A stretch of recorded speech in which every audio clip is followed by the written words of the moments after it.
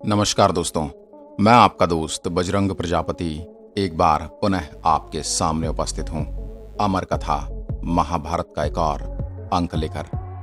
आज की वीडियो में हम जानेंगे कि महाभारत से हमें क्या क्या शिक्षाएं मिलती हैं। महाभारत की शिक्षा हर काल में प्रासंगिक रही है। हर काल में यह उतनी ही सटीक बैठती है जितनी यह महाभारत काल में थी। महाभारत को पढ़ने के बाद इससे हमें जो शिक्षा या सबक मिलता है उसे याद रखना भी आवश्यक है। तो आओ हम जानते हैं कुछ ऐसी ही तरह की शिक्षाएं जो हमें महाभारत, युगंधर और मृत्युंजय पढ़ने पर मिलती हैं। हालांकि यह भी सच है कि आप महाभारत पढ़ेंगे तो हो सकता है कि आपको कुछ अलग शिक्षाएं या सबक भी मिले, लेकिन उनमें से कुछ चुनिंदा शिक्षाओं को लेकर हम आपके सामने आ रहे हैं। नंबर 1, जीवन हो योजनाओं से भरा। जीवन के किसी भी क्षेत्र में बेहतर रणनीति आपके जीवन को सफल बना सकती है, और यदि कोई योजना या रणनीति नहीं है तो समझो जीवन एक अराजक भविष्य में चला जाएगा जिसके सफल होने की कोई गारंटी नहीं। भगवान श्री कृष्ण के पास पांडवों को बचाने के कोई मास्टर प्लान नहीं होता तो पांडवों की कोई औकात नहीं थी कि वह कौरवों से किसी भी मामले में जीत सकते थे। सिर्फ एक ही जगह पर पांडवों से गलती हुई कि उन्होंने चक्रव्यूह को ध्यान में रखकर प्लानिंग नहीं की, और वहीं पर उन्हें सबसे अधिक नुकसान उठाना पड़ा। नंबर 2, संगत और पंगत हो अच्छी। कहते हैं कि जैसी संगत वैसी पंगत, और जैसी पंगत वैसा रंगत जीवन में आती है। आप लाख अच्छे हैं लेकिन यदि आपकी संगत बुरी है तो आप बर्बाद हो जाएंगे, लेकिन यदि आप लाख बुरे हैं और आपकी संगत अच्छे लोगों से है और आप उनके सुनते भी हैं तो निश्चित ही आप आबाद हो जाएंगे, आप बर्बादी से बच जाएंगे। कौरवों के साथ शकुनी जैसे लोग थे जो पांडवों के साथ कृष्ण शकुनी मामा जैसे अपनी संगत पाल रखी है, तो आपका दिमाग चलना बंद ही समझो। नंबर 3, अधूरा ज्ञान घातक। कहते हैं कि अधूरा ज्ञान सबसे अधिक घातक होता है। इसका उदाहरण है अभिमन्यु। अभिमन्यु बहुत ही वीर और बहादुर योद्धा था, लेकिन उसकी मृत्यु जिस परिस्थिति में हुई उसके बारे में सभी जानते हैं। मुसीबत के समय यह अधूरा ज्ञान किसी के भी काम नहीं आता। आप अपने ज्ञान से पारंगत बने, किसी एक विषय में तो दक्षता हासिल होनी ही चाहिए ताकि आपका जीवन का बेड़ा पार हो सके। नंबर 4, दोस्त और दुश्मन की पहचान करना भी सीखें। महाभारत में ऐसे कई मित्र थे जिन्होंने अपनी ही सेना के साथ विश्वासघात किया। ऐसे भी कई लोग थे जो ऐन वक्त पर पाला बदलकर कौरवों या पांडवों के साथ चले गए। शल्य और युत्सु उसके उदाहरण हैं। युत्सु ने तो युद्ध से पहले कौरवों का पलड़ा छोड़कर पांडवों के पाले में चले गए थे, और शल्य अंत तक कौरवों के साथ बने रहे, लेकिन वो मन ही मन पांडवों से प्रेम करते थे और पांडवों का साथ दे रहे थे। इसलिए उन्होंने कौरवों की हिम्मत तोड़ने का हर प्रयास संभव किया। इसलिए अपने मित्र और अपने शत्रु की पहचान होना बहुत जरूरी है। नंबर 5, हथियार से ज्यादा घातक बोल वचन। महाभारत का युद्ध नहीं होता यदि कुछ लोग अपने वचनों पर संयम रख लेते। जैसे द्रौपदी, यदि दुर्योधन को अंधे का पुत्र भी अंधा नहीं कहती तो महाभारत नहीं होती। शिशुपाल और शकुनी हमेशा चुभने वाली बातें ही करते थे, लेकिन उनका हश्र क्या हुआ यह आप सभी जानते हैं। दुर्योधन भी हमेशा चुभने वाली ही बातें करता था। सबक ये कि कुछ भी बोलने से पहले हमें सोच लेना चाहिए कि इसका आपके जीवन, परिवार या राष्ट्र पर क्या असर होगा। जैसा कि आजकल हम सोशल मीडिया पर देखते हैं, बहुत सारे लोग अनर्गल बातें करते हैं और राष्ट्र विरोधी बातें भी करते हैं। उन्हें ऐसा नहीं करना चाहिए। नंबर 6, जुए सट्टे से दूर रहो। शकुनी ने पांडवों को फंसाने के लिए जुए का आयोजन किया था, जिसके चलते पांडवों ने अपना सब कुछ दांव पर लगा दिया। अंत में द्रौपदी को भी दांव पर लगा दिया गया। यह बात सभी जानते हैं कि फिर क्या हुआ। अतः जुए, सट्टे, षड्यंत्र से हमेशा दूर रहो। ये चीजें मनुष्य का जीवन अंधकारमय बना देती हैं। नंबर 7, सदा सत्य के साथ रहो। कौरवों की सेना पांडवों की सेना से कहीं ज्यादा शक्तिशाली थी। एक से एक योद्धा और ज्ञानी जन कौरवों का साथ दे रहे थे। पांडवों की सेना में ऐसे वीर योद्धा नहीं थे। कहते हैं कि विजय उसकी नहीं होती जहां लोग ज्यादा धनवान या बड़े पदाधिकारी हैं। विजय हमेशा उसकी होती है जहां ईश्वर है, और ईश्वर हमेशा वही है जहां सत्य है। इसलिए सत्य का साथ कभी न छोड़ें। अंततः सत्य की ही जीत होती है। सत्य के लिए जो करना पड़े करना चाहिए। सत्य परेशान हो सकता है लेकिन पराजित नहीं। यह हमें पांडवों के जीवन से शिक्षा अवश्य मिलती है और हमें इसका अनुपालन भी करना चाहिए। नंबर 8, लड़ाई से डरने वाले मिट जाते हैं। जिंदगी एक उत्सव है, संघर्ष नहीं। लेकिन जीवन के कुछ मोर्चों पर व्यक्ति को लड़ने के लिए हमेशा तैयार रहना चाहिए। जो व्यक्ति लड़ना नहीं जानता, युद्ध उसी पर थोपा जाएगा या उसको सबसे पहले मारा जाएगा। महाभारत में पांडवों की बात कृष्ण ने अच्छे से सिखाई थी। पांडव अपने बंधु बांधवों से लड़ना नहीं चाहते थे, लेकिन श्री कृष्ण ने समझाया कि जब किसी मसले का हल शांतिपूर्ण तरीके से नहीं होता तो फिर युद्ध ही एकमात्र विकल्प बच जाता है। कायर लोग युद्ध से पीछे हटते हैं। अगर भारत के परिवेश में देखें तो बौद्धों के साम्राज्य में भारत पर अनेकों आक्रमण हुए। भारत की शांति प्रिय पद्धति के चलते ही आक्रमणकारियों का उत्साह बढ़ता गया।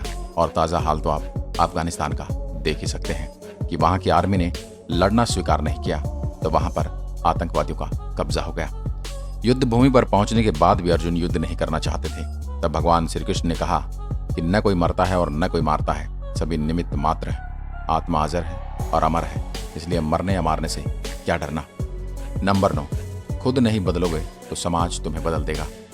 जीवन में हमेशा दानी, उदार और दयालु होने से काम नहीं चलता।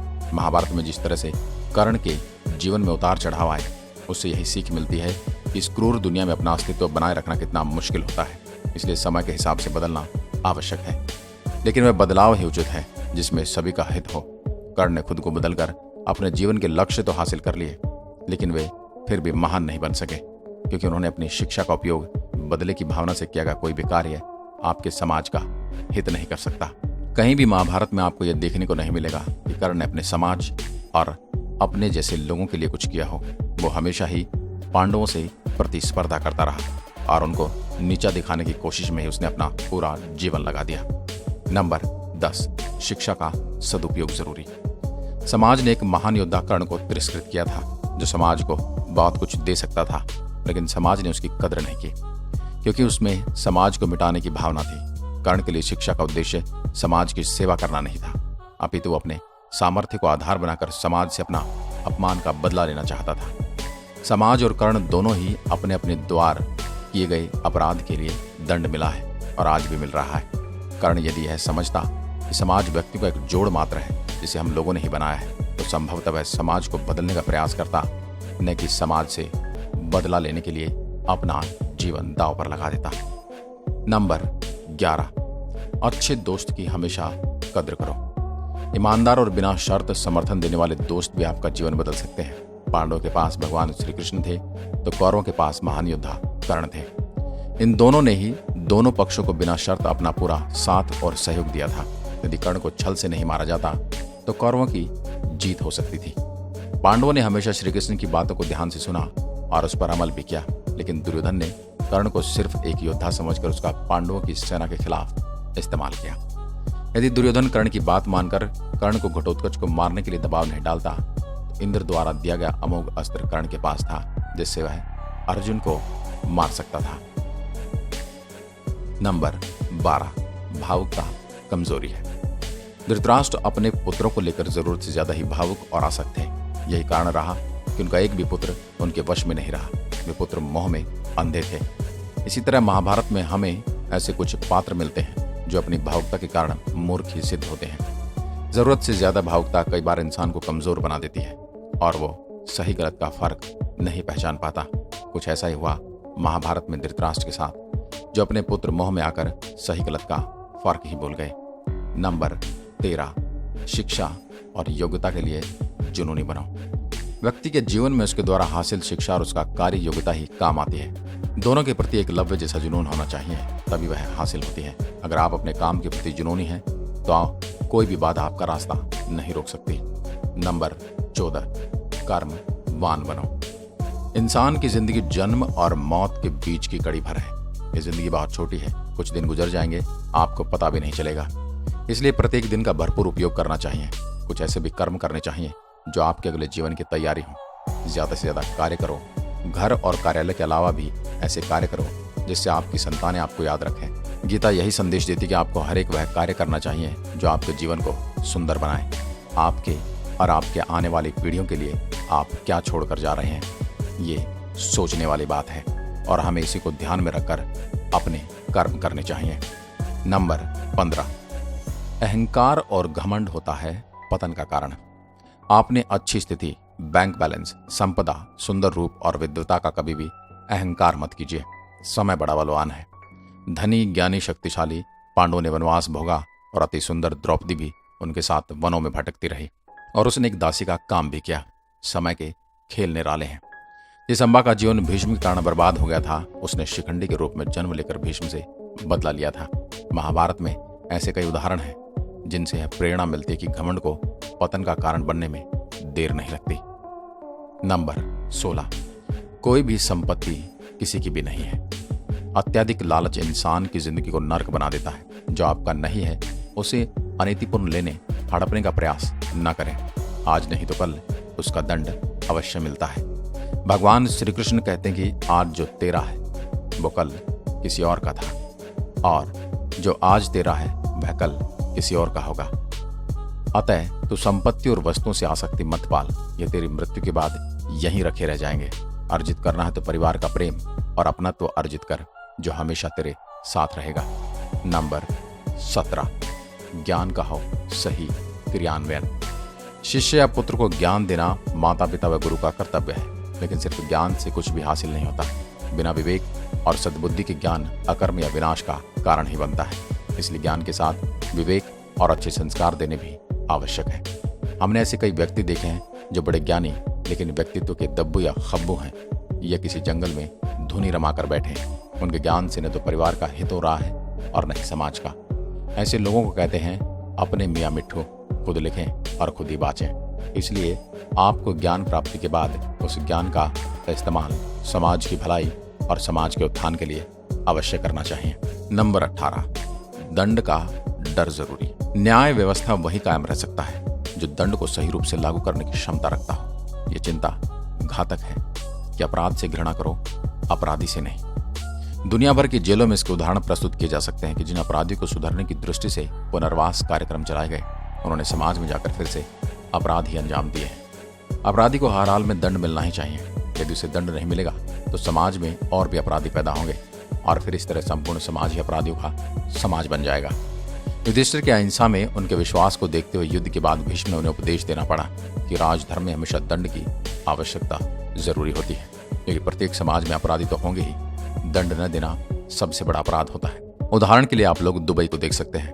वहां दंड इतना कठोर है कि लोग अपराध करने से डरते हैं, और वहीं आप भारत में देखें तो कानूनी दांव-पेच के भरोसे लोग बाहर घूमते रहते हैं। और बहुत सारे उदाहरण आपने देखे होंगे कि बहुत सारे बाहुबली जो आजकल जेलों में पड़े हैं, वहीं से अपना नेटवर्क भी चलाते रहते हैं। नंबर 19, न्याय की रक्षा जरूरी। न्याय हमेशा उन लोगों के साथ होता जो शक्तिशाली हैं या जो न्याय पाने के लिए प्राणपन से उत्सुक हैं। जिन्होंने अपने लिए न्याय मांगा है उनके साथ ईश्वर ने न्याय किया भी है। मांगोगे नहीं तो मिलेगा भी नहीं, यह प्रकृति का नियम है। गुरु द्रोणाचार्य ने कर्ण और एकलव्य के साथ जरूर अन्याय किया था, लेकिन आज दुनिया अर्जुन को सर्वश्रेष्ठ धनुर्धर नहीं मानती, क्योंकि कर्ण और एकलव्य ने हमेशा न्याय की मांग की और अंत में आज दुनिया उन्हें श्रेष्ठ धनुर्धर मानती भी है। महाभारत हमें सिखाती कि न्याय की रक्षा करना कितना आवश्यक है, लेकिन यह भी एक कटु सत्य है कि न्याय सिर्फ शक्तिशाली लोगों के साथ ही रहता है। इसलिए जो लोग लोकतंत्र में न्यायाधीश हैं या फिर जो प्रजा के प्रतिनिधित्व कर रहे हैं, उन्हें चाहिए कि उन्हें न्याय की रक्षा करनी चाहिए और कोई भी अन्यायपूर्ण कार्य नहीं करना चाहिए। नंबर 20, छिपे हुए को जानने का ज्ञान जरूरी। यह जगत या व्यक्ति जैसा है वैसा कभी दिखाई नहीं देता, अर्थात लोग जैसे दिखते हैं वैसे होते नहीं, चाहे वह कोई भी हो। महाभारत का हर एक पात्र ऐसा है, हर एक पात्र रहस्यमयी है। छिपे हुए को जानना ही व्यक्ति का लक्ष्य होना चाहिए, क्योंकि ज्ञान ही व्यक्ति को बचाता है। भगवान श्री कृष्ण के पास प्रत्येक व्यक्ति के बारे में जानकारी थी, और यही वह सत्य थे जिनको जानने के बाद ही पांडव उनसे जीत पाए। नंबर 21, सफर करने में होती है बरकत। एक स्थान से दूसरे स्थान पर जाना या एक स्थान को छोड़कर दूसरे स्थान पर रहने से लाभ ही मिलता है। पांडव को हस्तिनापुर छोड़कर 2 बार जंगल में रहना पड़ा और अंत में उनको जब खांडव परस्त मिला तो वहां चले गए। इसी तरह भगवान श्री कृष्ण को भी कई बार मथुरा को छोड़कर जाना पड़ा और अंत में वे द्वारिका में बस गए। कई बार लोगों को व्यापार या नौकरी के लिए दूसरे शहर या देश में जाना होता है, तो आपको जाना चाहिए, लेकिन इसका मकसद अपने और अपने परिवार को बेहतर जिंदगी और बेहतर माहौल देना होना चाहिए। नंबर 22, गोपनीयता और संयम आवश्यक। जीवन हो या युद्ध, सभी जगह गोपनीयता का महत्व है। यदि आप भावना में बहकर किसी को अपने जीवन के राज बताते हैं या किसी व्यक्ति या समाज विशेष पर क्रोध या कटाक्ष करते हैं तो आप कमजोर माने जाएंगे। महाभारत में ऐसे कई मौके आए जबकि नायकों ने अपने राज ऐसे व्यक्ति के समक्ष खोल दिए जो राज जानने आया था, जिसके चलते ऐसे लोगों के मुंह की खानी पड़ी। दुर्योधन, भीष्म, बर्बरीक ऐसे उदाहरण हैं जिन्होंने अपनी कमजोरी को और शक्ति को दोनों को दूसरों के सामने रख दिया और अंजाम आप जानते हैं। नंबर 23, चिंता, भय और अशांति है मृत्यु का द्वार। किसी भी प्रकार की चिंता करना, मन को अशांत रखना और व्यर्थ के भय को पालते रहने से मृत्यु आसपास मंडराने लगती है। मौत तो सभी को आनी है, पर चिंता किस बात की? कोई पहले मरेगा और कोई बाद में। चिंता का मुख्य कारण मोह है। जेल खाना, दवा खाना या पागल खाना वह व्यक्ति जाता है जिसने धर्म सम्मत या संयमित जीवन नहीं जिया, बहुत महत्वाकांक्षी है या जिसने धन और शक्ति के आधार पर रिश्ते बना रखे हैं या जिसे अपनी संपत्ति की सुरक्षा की चिंता है। महाभारत को पढ़ने से हमें शिक्षा मिलती है कि चिंता मुक्त जीवन सबसे बड़ा खजाना है। नंबर 24, इंद्रिय संयम जरूरी। इंद्रिय कभी तृप्त नहीं होती, जो इंद्रियों के वश में है उसका पता निश्चित है। बहुत से लोग आजकल किसी न किसी प्रकार की आदत या नशे के गुलाम हैं।